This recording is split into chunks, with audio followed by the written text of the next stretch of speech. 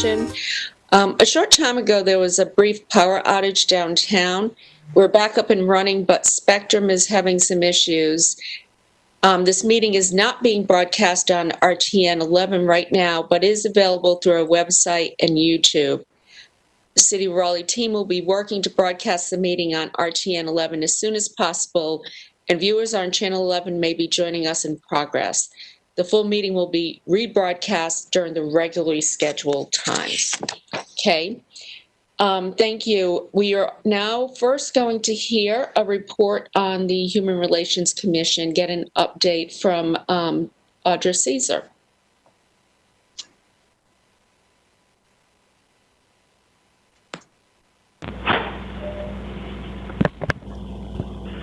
Good morning, members of council. I'm Dr. Audrey Caesar, Executive Director for the Office of Equity and Inclusion. And I do want to welcome our new counselor, Counselor Fort. Good to see you. And I'm waiting for my slides to come up. There we go.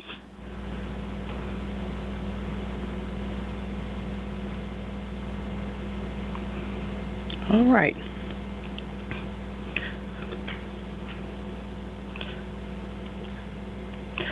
So this presentation will provide you some information on the mission and the functions of the Human Relations Commission. We're going to highlight some key activities and events that the Commission has done over the past year, and we're going to give you some background. We're going to talk about the current practice in Raleigh.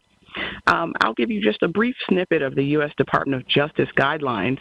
They actually put out very specific guidance on human relations commissions and the work that they are supposed to do. And then I'm going to highlight some of our commission and office accomplishments and then some opportunities for enhancement.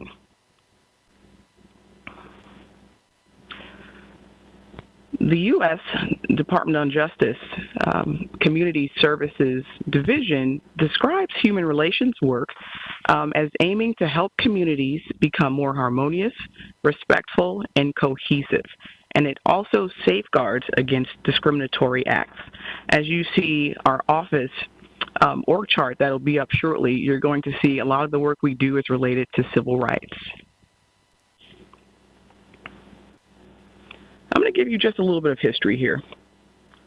In the 1950s, cities had a need to address various community and social programs such as racial disparities in housing, education, economic conditions, and gender equality. The 50s was really a hot spot in terms of social movements. You had the feminist movement, you had the peace movement, and you had the civil rights movement, which was sparked by the 1954 landmark Supreme Court ruling, Brown versus Board. And in that landmark decision, it was deemed that segregation in schools was unconstitutional.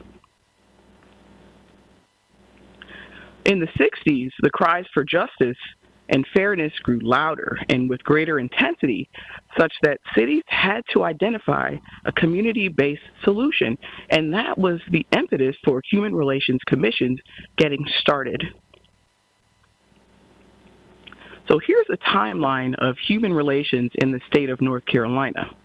In 1963, Governor Terry Sanford, who was the 65th governor, created a North Carolina Good Neighbor Council, and it had the same functions and the same mission of human relations, and that's to bring people together and create a more cohesive environment.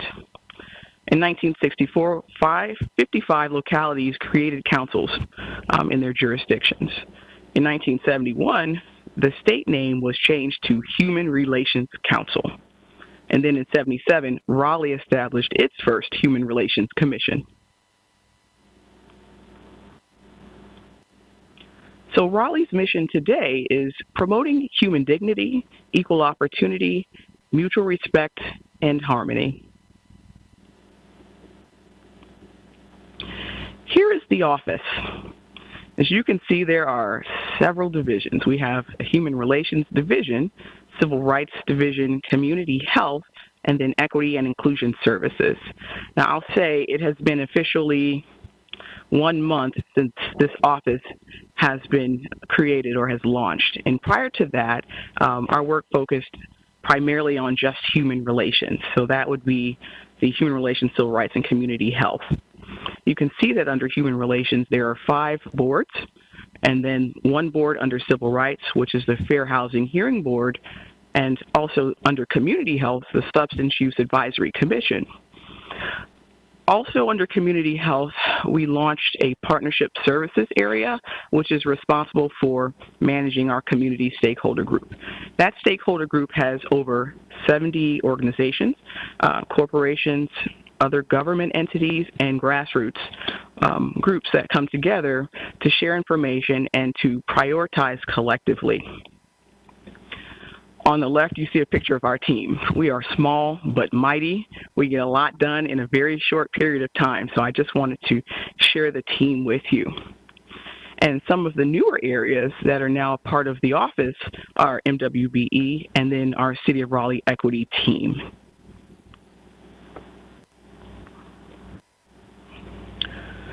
The Human Relations Commission work plan for FY 2019 to 2020, but due to COVID, we didn't actually have enough time to finish out everything that was in the work plan.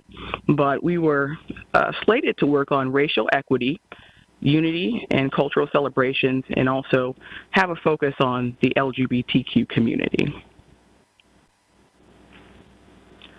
The key activities that we completed or the Mayor's Unity Day. And this past year, we did the Mayor's Unity Day celebrating African American history in Raleigh. And I'll say that this was probably the largest one that we've done to date, with well over 250 attendees.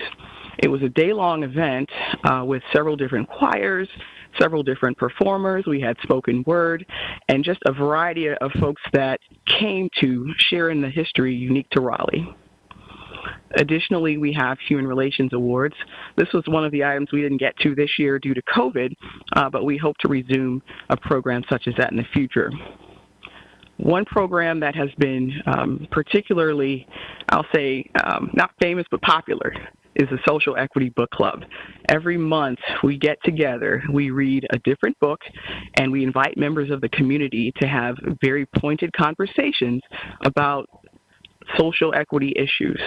And the topics are numerous. So we talk about race, we talk about religion, we talk about LGBT community, we talk about immigration. There are several books that really get people to gain a better understanding of the subject matter in just a really informal and friendly place. And since we've been doing it online, folks are really comfortable. So I've enjoyed that myself. And then finally, community dialogues. The Human Relations Commission hosted 6 community dialogues on the Police Advisory Board options back in November of 19. And so that was a really big task that the Commission came together to do, and we did a really great job. So I'm going to switch gears and move into the responsibilities of our Commission members. Their responsibilities are to attend the monthly meetings, and they're required to attend at least 80% of meetings. Our leader, Chris Mutos, who is our current chair of the Commission, will attend and present on behalf of the Commission during City Council meetings. We also participate in community events, sponsored forums, meetings, and an annual conference. In addition to the meetings that we do in community, this group participates in the statewide Human Relations group. So that's where all of the commissions across the state of North Carolina get together and have a quarterly meeting. And then the office responds to requests via email and phone for feedback and input on a variety of communication and commission-related issues. So I'll say that the office receives approximately 20 to 30 inquiries a month related to anything. It could be a complaint, it could be an inquiry, it can be a question about services. So that comes in through our main line, and we also have an email address where folks can contact us. So the experience, and this is where I want to slow down a bit and talk about the future of the Commission. For new members coming on, we're looking for individuals who have an understanding of human services and human rights issues affecting the community.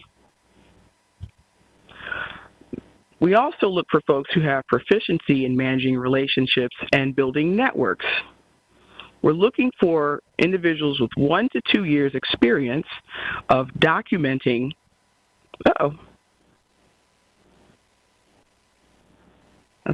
okay, my slides went down and they said they're coming back up, so let's jump to it.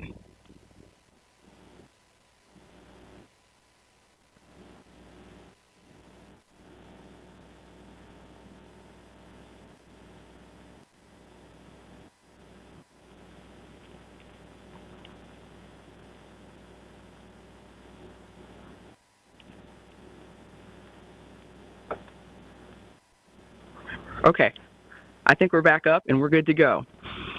So we've gone through most of these. I think I'm going to jump to the next one. So now it's for nominations and appointments. So future members, we want to have inclusive representation on the board, and we want this skill set consideration. There's a big need for folks who really understand civil rights and human rights. And usually those are advocates or people who work in the field itself. It can be attorneys, it can be social workers, licensed clinical social workers, community advocates, folks who really have an appreciation for human relations work.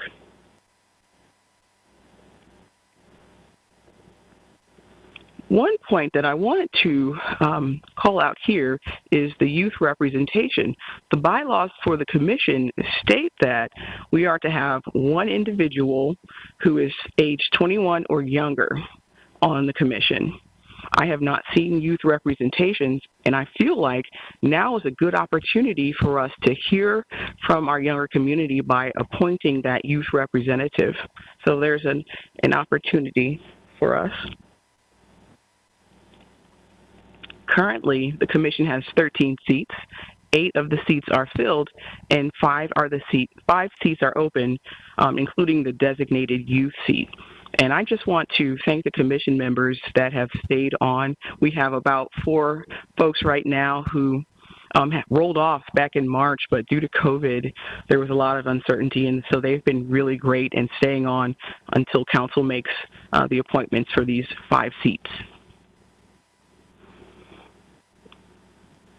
So then the next steps are, again, the 5 open positions, and we want council to consider individuals who would be a good fit. The needed representation are ages 35 to 50. We have excellent representation for persons 50 and above, and great representation for 35 and below, but there's a little gap there.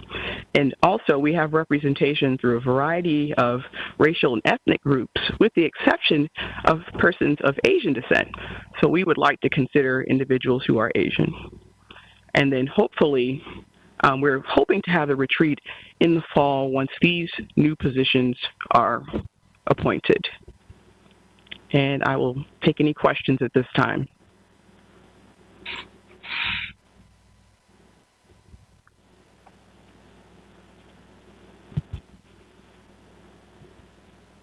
Anybody have questions? Remember, raise your hands.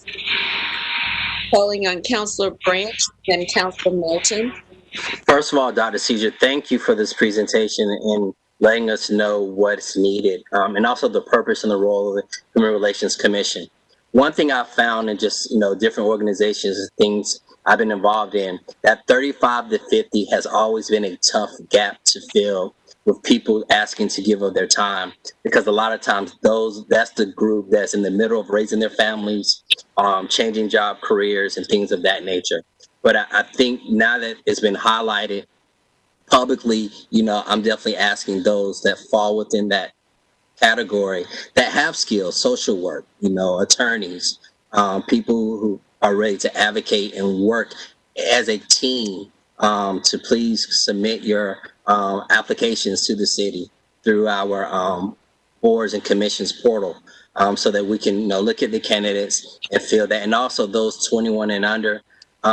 I have a question though. 21 and under, is there a minimum age as far as are we saying 18 to 21, or is it just anyone? So say we have a 16 or 17-year-old that may be interested. Is there a minimum age requirement for this board or commission? So while the bylaws do not specifically state a minimum age, I would recommend 16 and older. Okay. That's all I have, Mayor. Okay, thank you. Councilor Melton? Yeah, I think it may be a good idea if we could look at all of the applications we received for our police advisory board, contact those individuals and see if they would be willing to serve in a different capacity. I do think there are some overlap issues. And I think we had a really great, diverse, qualified candidate pool and only a certain number of seats on that board. So we may be able to pull some folks from that applicant pool. So I'd suggest we do that. And then also, open it up to others as well. Thank you, Councilor Melton. That I was going to make that suggestion as well. We did have a great pool of candidates for that. I think what would be helpful is if Dr. Caesar, if your team could email everybody who applied, letting them know we have these 5 openings, and also letting them know about the youth position. And let's put this front and center on our website, so make it easy for people to fill out an application. Absolutely. We can definitely go ahead and email those candidates who submitted for the Police Advisory Board, and we'll work with communications to get it on the website. Okay. Is there anything else? Any other questions? Councilor Stewart? And Mayor, you may be getting ready to get into this, so I'm happy to yield if you are. I'm curious if we still, as a body, think that these are the right foci for this group, or should we be thinking a little more deeper about the kind of policy needs we have in this moment in thinking about equity and inequities, and rather than the larger focus of events, which is quite hard in this moment of COVID where we're not doing a whole lot of events. So just want to throw that out there. And yes, I was just getting ready to mention that. I have the same concerns that we are probably too event focused and maybe need to be more policy focused. Mm-hmm. I think that's a great opportunity for us to have that discussion at this year's retreat. So once we have the new members appointed, we can at least try to move in that direction to identify at least one policy area that we want to focus on for that first year. In other words, we're giving you permission to pivot, because the time to me seems right. To have these conversations, and who better to lead that than the Human Relations Commission. Agreed. Thank you. Councilor, protect. Yeah, and I do want to pull out that, based on the focus areas, especially racial equity and unity and cultural. I know it says cultural celebration, but I think as we look at policies and racial equity and things, we also know from not to steer you in any direction, but when we look at some of our policies in the city and how we do things, I think that's good feedback that Councilman Stewart and the mayor gave. But I definitely want to point out making sure that the racial equity piece remains on the forefront. Yep. Thank you. Okay. Thank you, Dr. Caesar, for all your hard work. Next, we have Ken Bowers from Planning and Development here to speak to us about the Planning and Development's community engagement process and their development study.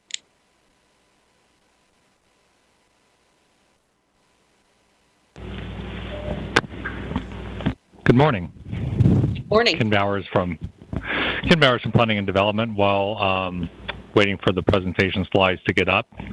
So quick refresher, we were in front of you back at the first meeting in June to give you an update on the study. And since that time, the final report has been completed, and we have been pleased to share that with you. And I'm going to give a brief overview of what's in it and then take your questions.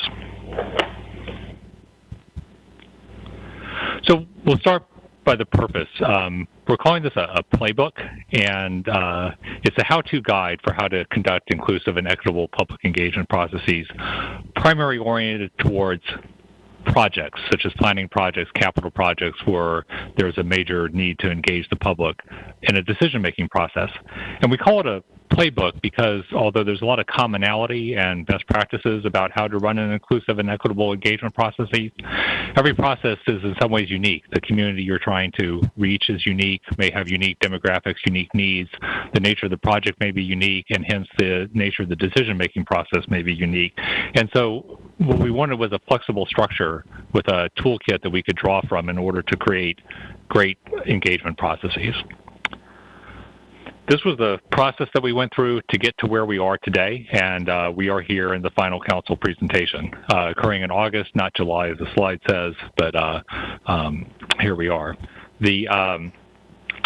Just to refresh everyone's memory, a lot of the recommendations here were based on a very well participated in survey with over 825 respondents, including a substantial number of people who had not ever engaged with the city in a participation process in the past. So we think we got a great diversity of opinions in order to inform this study. So let me get straight to the content of the report. It's divided into 4 sections, and the largest and meatiest section is the second one. We started with engagement regulations and guidelines. These are basically guidelines and standards promulgated by the federal government, mostly apply when federal money is implicated, but they provide good guidelines for any process. Then the biggest part of the report is about how to plan your engagement effort and all the considerations that go into that. And then following that, actually implementing that plan, and then the documentation and reporting, which is that essential last step in any engagement effort. So these are the 4 documents that were reviewed in the report: the Age Discrimination Act of 1975, the American with Disabilities Act of 1990, Title VI of the Civil Rights Act of 1964, and Executive Order 13166, targeting persons with limited English proficiency.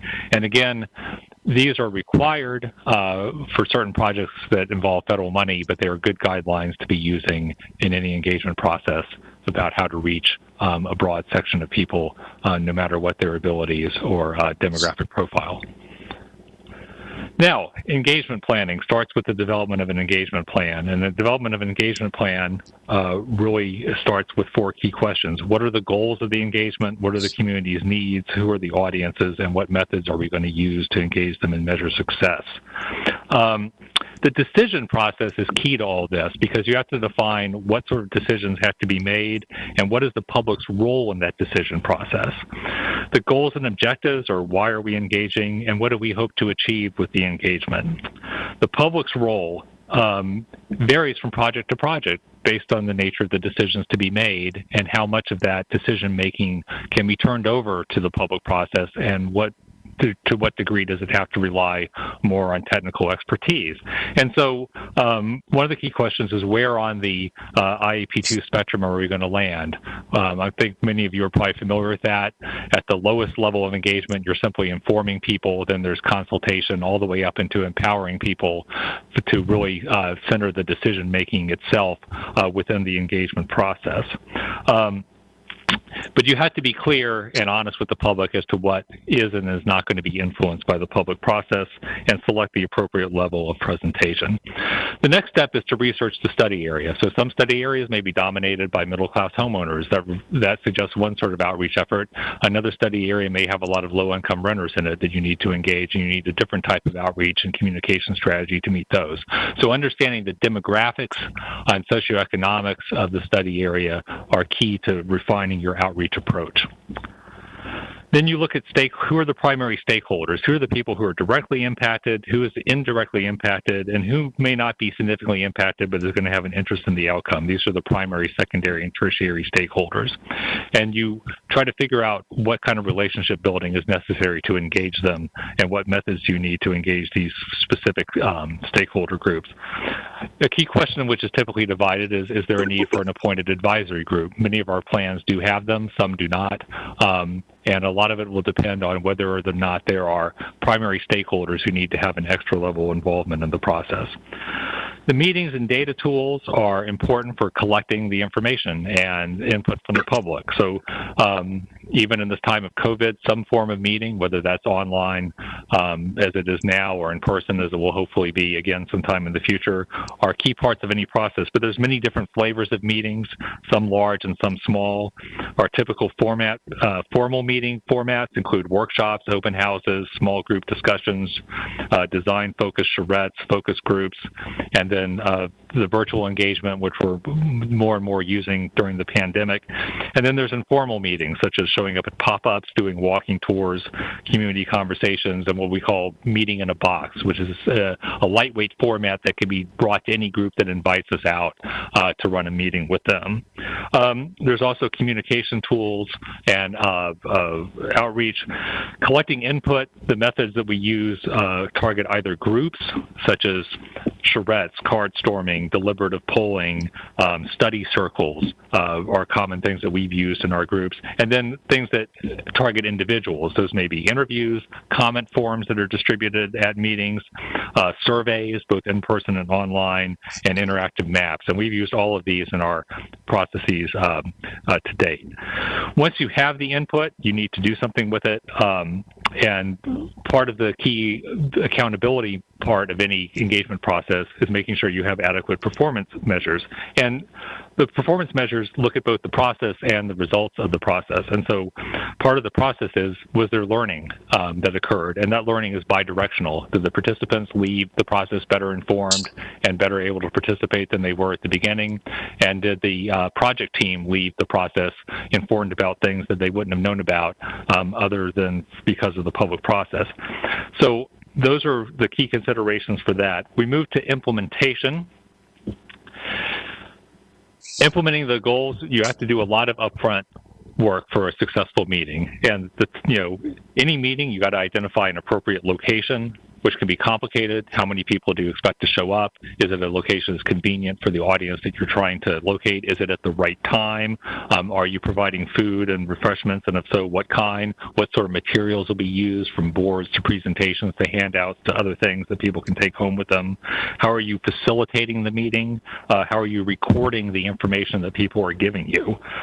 What techniques to use when there's a controversy and emotions are running very high? How can you still have a productive meeting in such an environment? And how do you set appropriate ground rules? These are all things that go into the meeting planning. And then surveys are an ever more important part of outreach.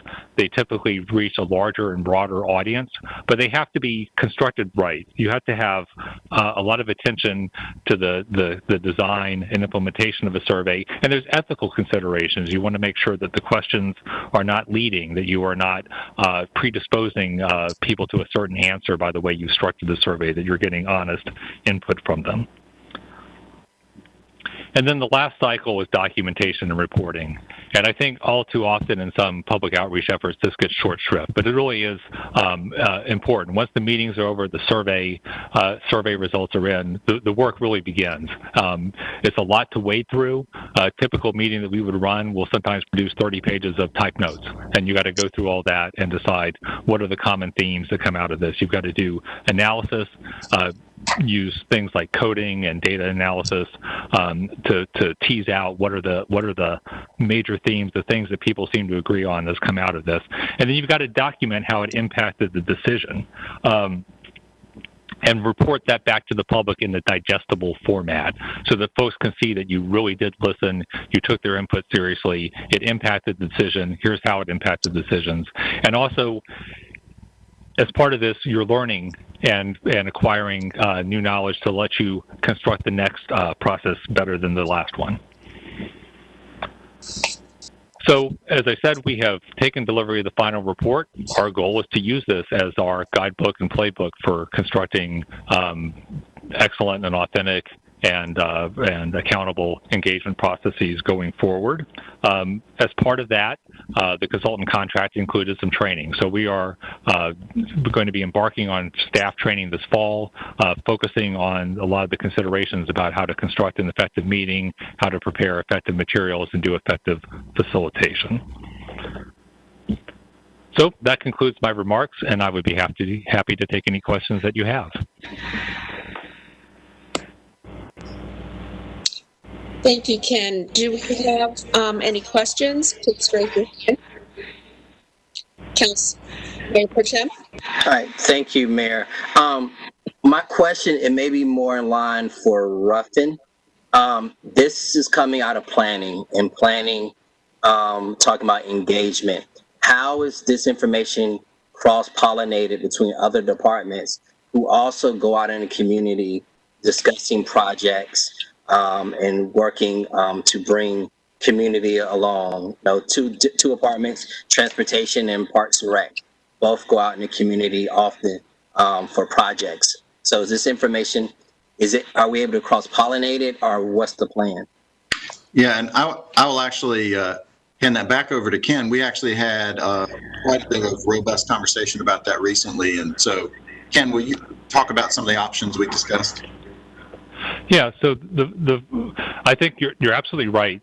The report contains recommendations that are not just useful for planning, they're useful for any department or agency that is embarking on an engagement process.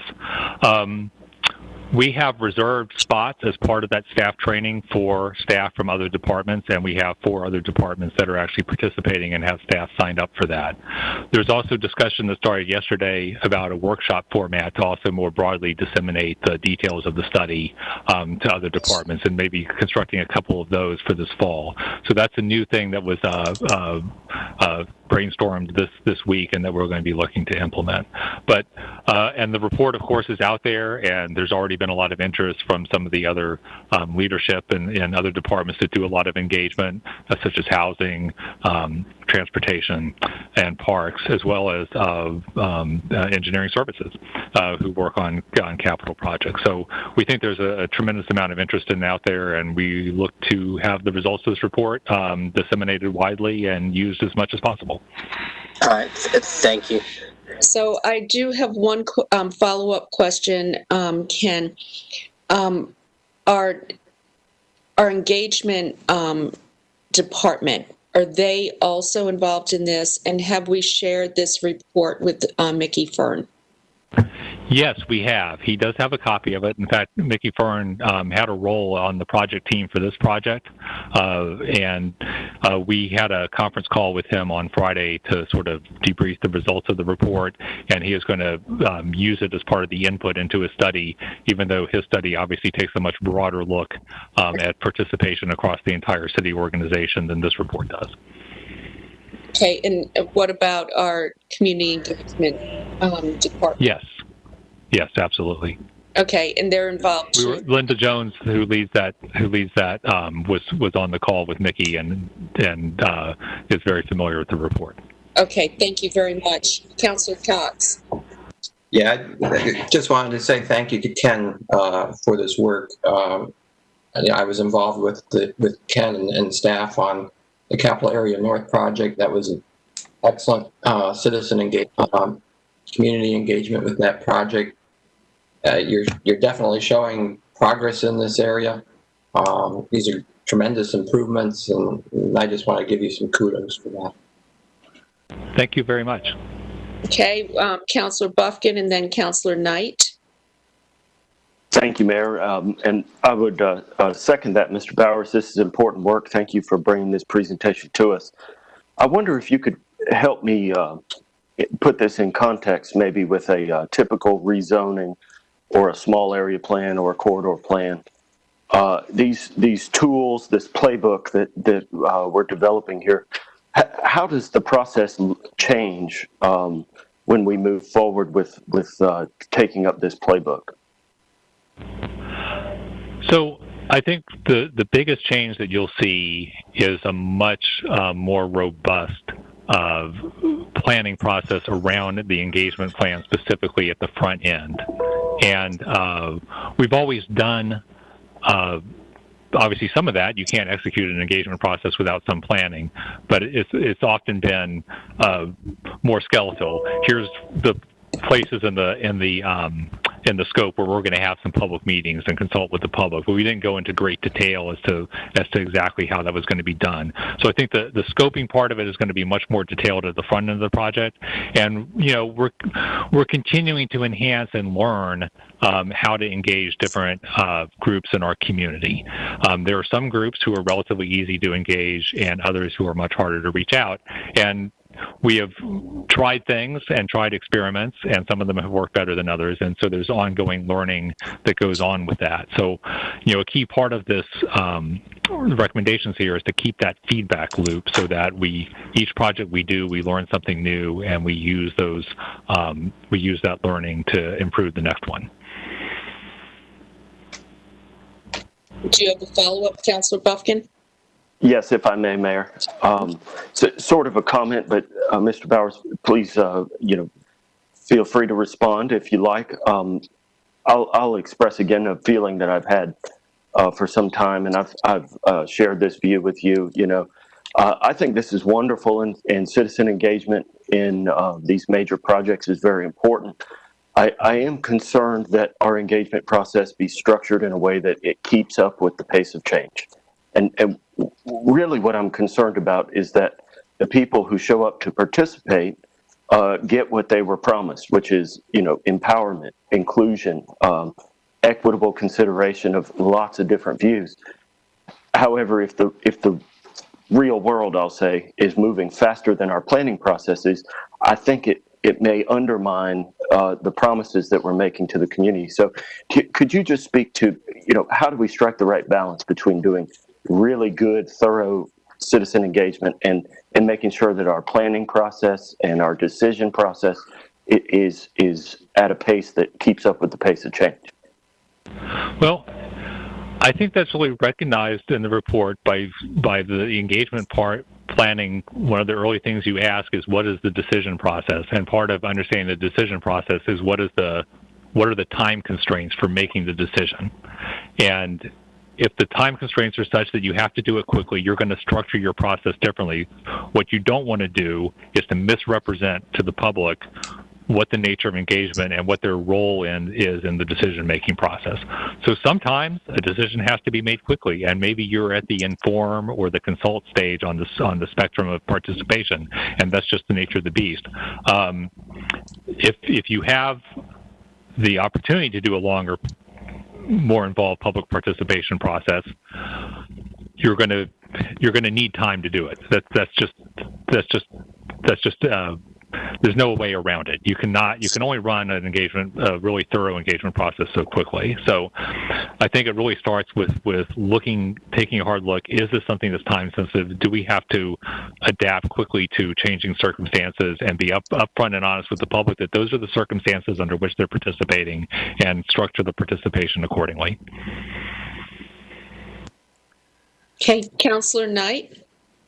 Thank you, Madam Mayor. And thanks for this presentation, Ken. I think it is timely with the other work that's going on with civic engagement by Mickey Fern and the rest of us. And I think most of my questions were answered by the other counselors, but that is the main part, is that trying to figure out, the workbook is 83 pages. And so I'm trying to figure out how is that for internal use, and then the training uses the workbook as a way for staff within planning, but also hopefully across city staff to use this workbook during or in these processes, these engagement processes? Yes. Now, obviously, the training program will have some other materials that will condense some of the information that's in the report. Think of the report as a reference work. Yes, it's 83 pages long.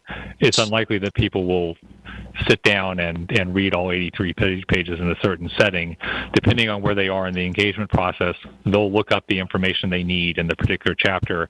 And one of the things I think that's really good about the report is that it's well organized in terms of being able to find in the table of contents the section you need. So it's a very detailed report. There will be other collateral materials that will be used out of that. But our goal is to internalize this into the culture of how the department does engagement. So I think that's helpful. And I think, and I wasn't, making fun of those that long. I think it shows how much work and how much depth has occurred in your work on this. So I think that's important. So I think the piece that we were talking about earlier, if we could use this across city staff in the different planning processes, if we feel like this is the way to go to make our processes consistent, I think that would be great. City Manager? Yes, thank you, Mayor and Council. I just want to follow up with a couple of the last questions with two things. First, again, want to express my thanks to Ken Bowers and the staff in planning and development for working on this product for a while and being thorough and comprehensive. I think the commitment is within the organization to use the material, and this gives us a baseline to really work from. And as Ken said, it's a reference document that then allows you to build training and educational experiences with a common reference piece. I think one of the things that we've learned from this and other efforts is that we all have a lot of functions in the city departments doing community engagement, but there's some inconsistency on how that's done. And to some degree, that's okay. I mean, an engagement process with one unit may be a little bit different from another, but the resourcing and the depth of reference material has been not easily attained. People are kind of having to figure it out on their own. And so we are very much committed to taking these elements and helping distribute that in the organization. For example, one of the things that Ken and I have talked about are holding workshops or seminars within the city and allow staff to sign up like a training session, and we can either have the consultant or then have a planning staff or other departments talk about using this reference document, having a training session, see how it would work for them, et cetera. So the last thing I want to mention is we do have to have an expectation of time that it'll take to distribute this and educate and shift some of the culture and the learning within the organization. This is not going to flip a switch. It's going to take a little while to educate and inform various pieces and staff in the organization. But now we have a baseline and a reference document that we can all agree to that is gives us that content to sell, so to speak. And I think that's where the benefit really comes in. And the work is obviously dynamic. It's not done. There's other things that need to be done, but this is a really good reference point. So thanks. Okay, thank you. Any other questions? Okay, Ken, I just want to thank you for the work that you've done on this. I think that it's we've come a long way, and it shows the work that you've put into this. So thank you very much. And with that, I am going to close. Oh, City Manager? Yes, Mayor, if I could really quickly, real fast. Since we have just one quick moment, I just want to mention, I did send everyone the work session topic schedule into your email, so you can reference that at your convenience. I don't have to go through that now. Your September 8th work session is at 4. It's got 4 topics. And then September 15th, again, the 11:30, there's a couple of topics there. So you start opening up space on your work session schedule in October. So if you have any questions about that, just let me know. Thanks. Okay, great. Thank you. Okay, with that, we will end this work session. Remember, we will be back at 1 p.m. Please sign on, counselors, earlier, so you don't get caught like I did last time, trying to work several computers to get here. But anyhow, made it. Thank you, and see you back at 1.